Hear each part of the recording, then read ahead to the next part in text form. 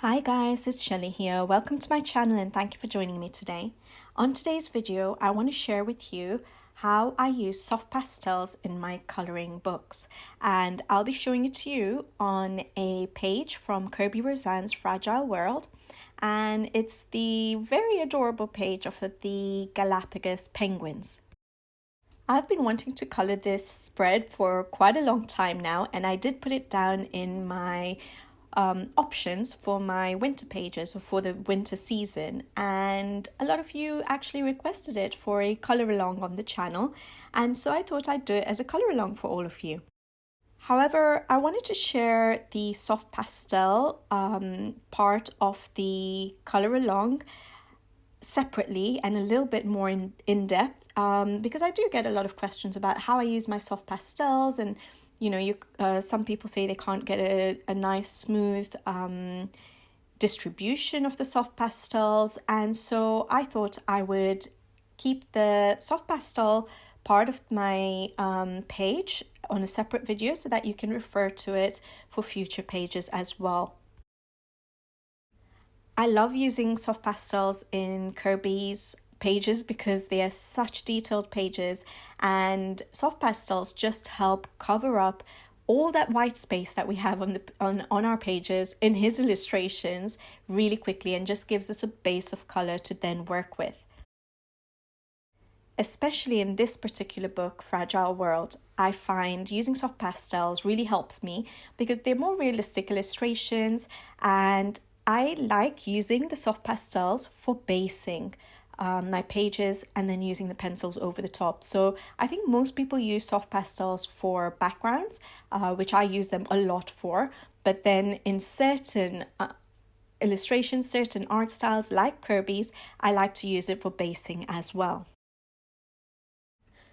The soft pastels I'll be using are the Arrtx soft pastels, a 72 set that was sent to me very kindly by Arrtx, and I'm going to do a separate review about these soft pastels on another video. So you can use whatever soft pastels that you have accessible to you. Before this particular soft pastel set was sent to me, I usually use the Faber-Castell soft pastel set, and I think that's a 72 set as well. But whatever soft pastels you have will probably work really well. Some budget soft pastels may not be as pigmented as certain brands, but I'm sure it'll still work. So whatever you have, get them out and follow along if you want. On this video, you will see me use the soft pastels in different methods just to show you examples of how you could use the soft pastels. And you will also see me use certain techniques like erasing to show you that you can erase soft pastels really easily.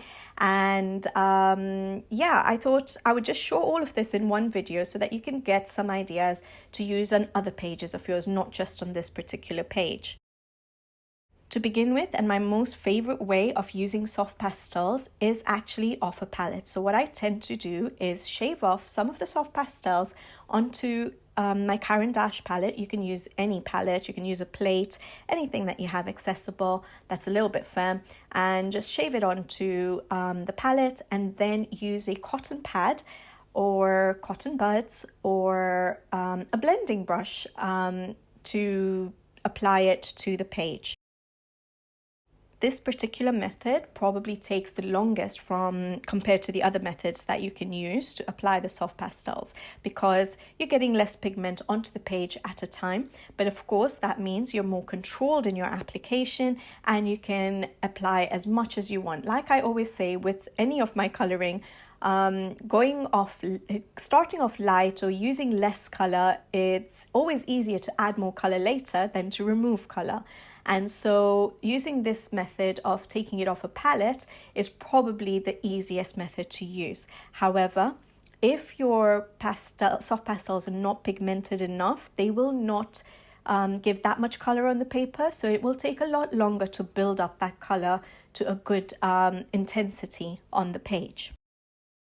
But it is my favorite method because, like I said, I like adding in increments. I like to make sure I have the control to keep adding color where I want it added, and to reduce the color where I don't, to make sure that there's not that much color in other areas that I don't want to have too much color. and doing it in increments, then, you know, it makes it a little bit more visible where I need to darken up areas. And yeah, I like to do it that way. The second method is quite similar in that I'm using the shavings off the soft pastel, but I actually shave it off directly to the paper. Try and limit it to the areas where you want that specific color though, and then I use my cotton pad to blend it all into the paper. This is less controlled in that, yes, you may get the color in the area that you probably want, but it's very hard to limit it to that area because the dusting can dust, you know, a little bit wider than the area that you've sort of applied it to. So yeah, it is a little bit harder. It is a little bit messier because what I find is when I do it that way, and I find that I have excess amount of dust on the page because of course you can't control how much you have now, and you don't want that extra color. You're happy with the intensity that you've obtained. I tend to then just brush off the extra off my page onto my surface, so my table in this case, and so my working surface gets really messy in this way. But it's a quicker way of applying the color to the page. It's so much quicker because you're putting the color there and you're just spreading it out. My favorite tool to use with soft pastels is usually just cotton pads. I feel I get a really smooth consistency. As you can see from me applying it to the sky, I get a really smooth consistency, and I like the fact that after I've done my blending, after I've applied the color, I just have to throw away the cotton pads, and they're inexpensive. So I do tend to use more than one color on one pad. I won't use just one color. I'll fold it over and try and use it to the maximum. But I like the idea that I don't have to clean up the tool that I'm using after the application of color, especially because around me everything else needs to be cleaned up. So my working surface needs to clean up. I need to be cleaned up. I need to make sure the rest of my page is tidy, that there's no extra dust that has been left over on my page, because that will get smudged when I'm working with my pencils. And so the tidying up after using soft pastels is a little bit frustrating, and therefore the tool I use, I prefer the cotton pad. If I used blending brushes, I would need to wash them out, and I wouldn't be able to use it with different colors straight away because it could still have pigment within the bristles of the brushes. And so I tend to enjoy using the cotton pads a bit more. I've got a really nice smooth finish using the cotton pads, as you can see on the sky. Just using the method of using it off a palette or direct to the page, and to me it looks beautiful. I've covered up the whites of the paper, and yeah, it doesn't look splotchy or anything like that, as you can see. I have obviously got the soft pastels into areas that I don't want it to be in, so over the line art, because soft pastels are messy, we know that. And so I tend to use erasers to take off the extra soft pastels that has built up. I use a kneadable eraser by Faber-Castell. I many times use my Derwent electric eraser, and then sometimes I use my Tombow mono eraser, which I don't think I showed on this video, but it's a very tiny eraser, and it's good for tiny spaces if you need to get rid of any tiny spaces, or right at the edge of your line art, so that you don't erase off your background soft pastel while you're trying to erase in this situation, for example, the clouds, because it's very easy for soft pastels to be erased off, which is brilliant because it makes it very user-friendly, it makes it very beginner-friendly. You can clear up mistakes really well, and that's why I love this medium. Yes, it's messy, but it is so user-friendly, and for beginners, it's a brilliant medium to use. A lot of people ask me whether I do my soft pastel work before or after doing my pencil coloring, basically, or finishing the page. So do I do it at the beginning of at the start of the page, before I begin using my pencils, or do I use it right at the end of my page, so before I start to do embellishments?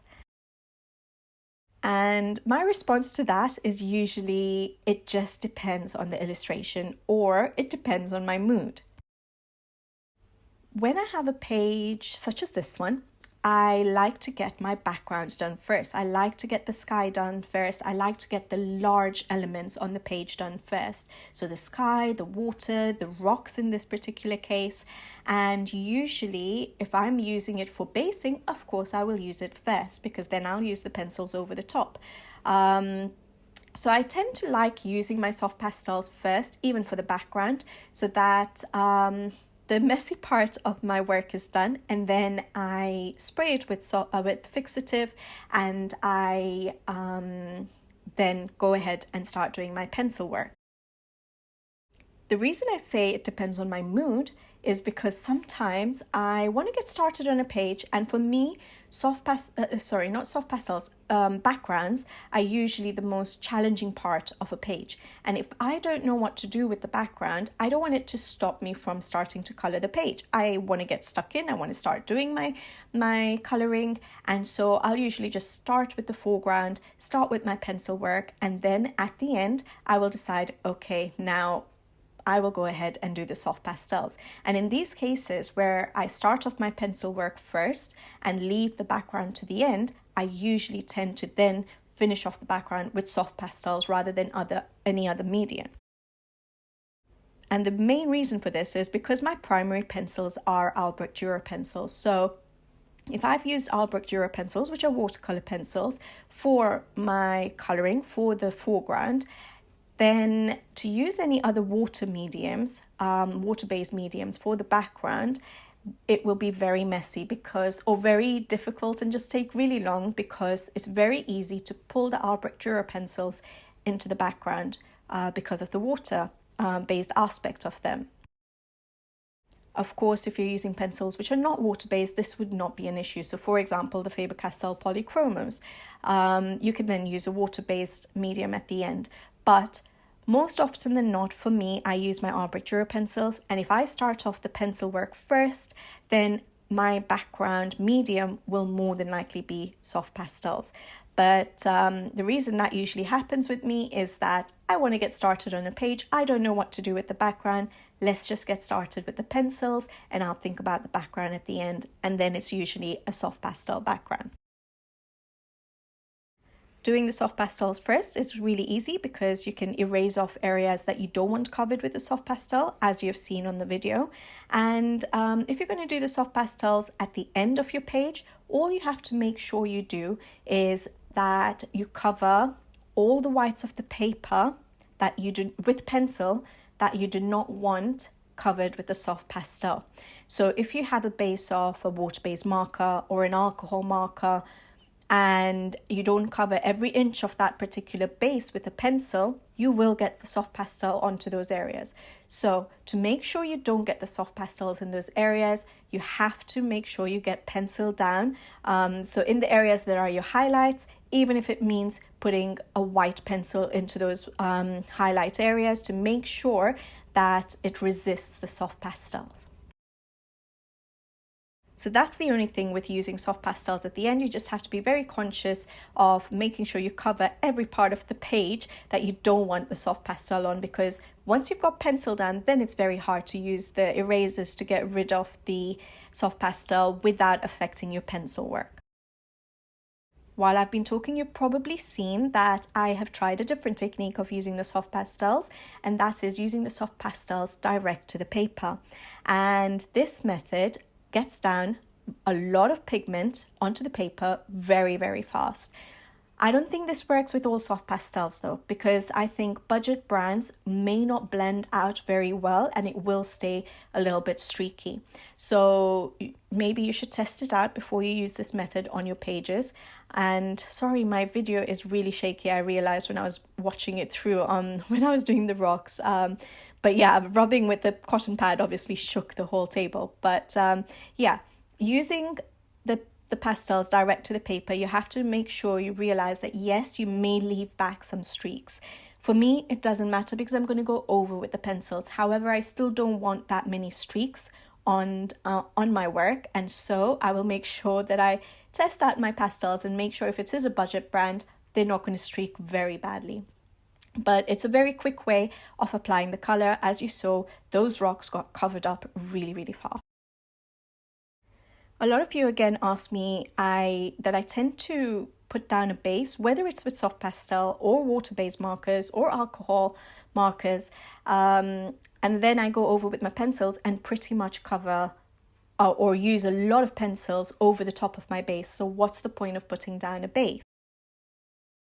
I like a pencil finish, so I'll always go over with pencils, and I love to create a pop and a contrast between my highlight and my shadow areas. So you'll always see me use a lot of pencils, especially in my shadow areas, to get that really dark shadow. But that's just my way of coloring. You don't need to do that. You can get a more subtle effect from your coloring if you didn't go in with so many pencils in your shadow areas and make it so dark. But that's the effect I like to have. With regards to the basing, I don't tend to cover the entire element that I've covered with a base with the pencils. I do tend to use the base as the highlight color, and so I will add a lot of color to my shadow areas, but I'll leave quite a few patches of those elements not colored with pencil. And so it acts as my highlight color in the highlight areas or in the lightest areas. And yeah, my shadow areas will have lots of pencil layering over the top to create the effect I want. But yes, the basing helps because all those highlight areas are already covered up for me. And so when I go in with the pencils, I blend with them with my lightest pencil that I use. I will not go over the entire highlight area. I'll just try and blend into it and leave that highlight as the base soft pastel that I've used. Hopefully this makes sense. But it's really hard to explain, but hopefully you'll see it on the color along that, for example, on these rocks, I will not cover the entire rock with pencils. The other thing which I show on this particular video for this page is using different colors of soft pastels over each other. And I really like this effect for water, underwater illustration. So for example, on this page, half of the page, the bottom half of our illustration is underwater, and I wanted to create that effect of it being underwater. So I didn't want the rocks to look the same color as they are above the water. So I used a base of the soft pastels for the underwater. I tried to keep it light, but then I also go in with my kneadable eraser to lighten it up a bit more.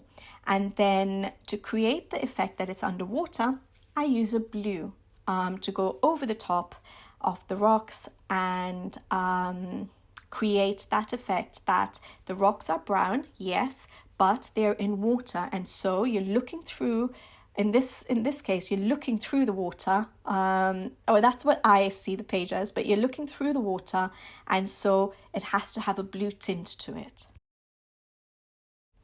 The kneadable eraser was really useful in this instance because you roll it up and you just roll it on the page. And like I said, soft pastel gets picked up really fast with erasers. And so it picked up any excess and just lightened up the rocks a little bit more before I applied my blue colors over the top.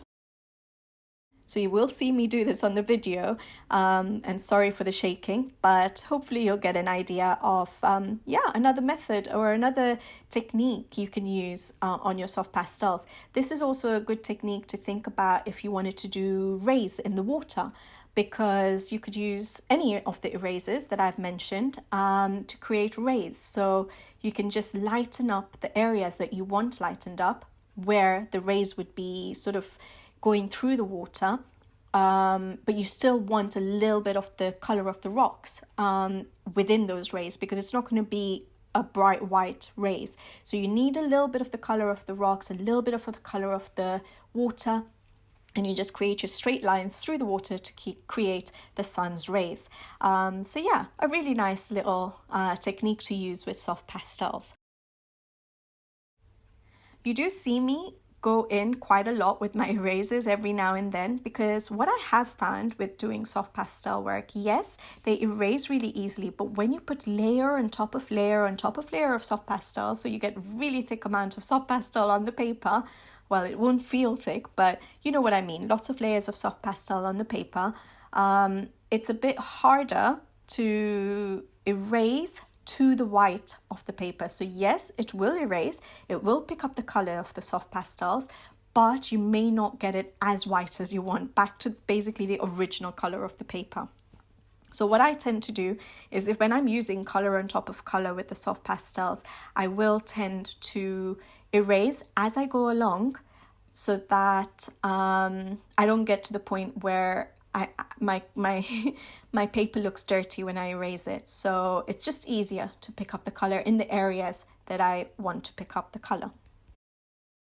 So you probably waste your time watching it on video, but yes, I do keep going in and erasing the bits I know I want white. So for example, the penguins' bellies are going to be bright white, so I need to make sure they don't look dirty at the end of all my soft pastel work.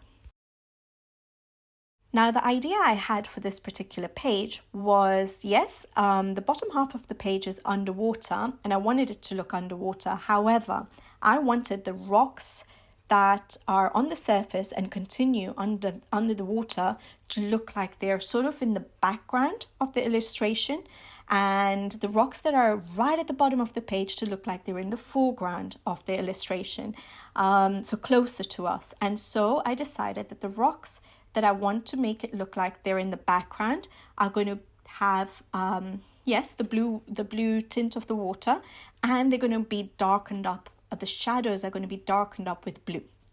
All right, and then the foreground, I wanted to make sure there was no blue to them, so I erase all of them so that they look like they're in the foreground, because my idea, which you'll see in the color along, will be to add lots of color, as I tend to do in my pages, to the foreground to make it look like it is closer to us, and those other rocks which are sort of continuing up above the water, from underwater to the surface of the water, they are actually in the background, far away into the water.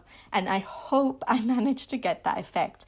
But what I did was I used a dark blue soft pastel direct to the paper, because lots of color pigment gets laid down really quickly, and then I blended it out. So I sort of added the dark blue behind the rock formations that I wanted in the foreground to make them look like they were in front of the other rocks. And then I was going to create the magic that I thought I could picture in my head with the pencils and emphasize the effect that those other rocks, which eventually come up to the surface, are far behind. So hopefully that comes across to you guys. But once I do the color along with the pencils, you will see the effect that it has. And you can see with these soft pastels, I apply it direct to the paper. I use the cotton pad to blend it out and blend it upwards. Yes, it is messy, but when you come in with the pencils, right now it probably looks like the page is really dull, but once you come in with your pencils and start doing your pencil work, it all comes together. But the best thing I like about how I've done this page so far with the soft pastels is it's already got down so much color so quickly, covered up such a large area of the page so quickly, and also started to create a little bit of a shadow and laid down a good base for me to work with. So for example, the underwater, to me, it does look like it looks darker at the bottom behind the rock formation that will be in the front, and it looks lighter as you go up, and that's the effect I'm going to get with my pencils at the end, or the effect I'm going to emphasize with my pencils at the end. I erase off all the pastel that is on the penguins that are underwater, because I want them to be in the foreground. The fishes, I want them to be in the foreground, so I will erase that soft pastel off it to make them colorful with my pencils later, and it will all hopefully come together. And before I get started with my pencil work, it's very important to use a little bit of workable fixative over the top. Spray your page with it before you get going with your pencils. Otherwise, the soft pastels will get smudged all over your page, and it'll be very, very messy. So yeah, make sure you use a workable fixative and then get going with your pencils. I hope you guys enjoyed this video. And I hope you'll be back to watch the colour along. I'm really excited to share this page with you. I've already started enjoying it with the soft pastels, and I'm excited to show you how the page is going to end up looking. So hopefully you'll be back. Until then, take care. Thank you for watching, and see you in the next video. Bye bye.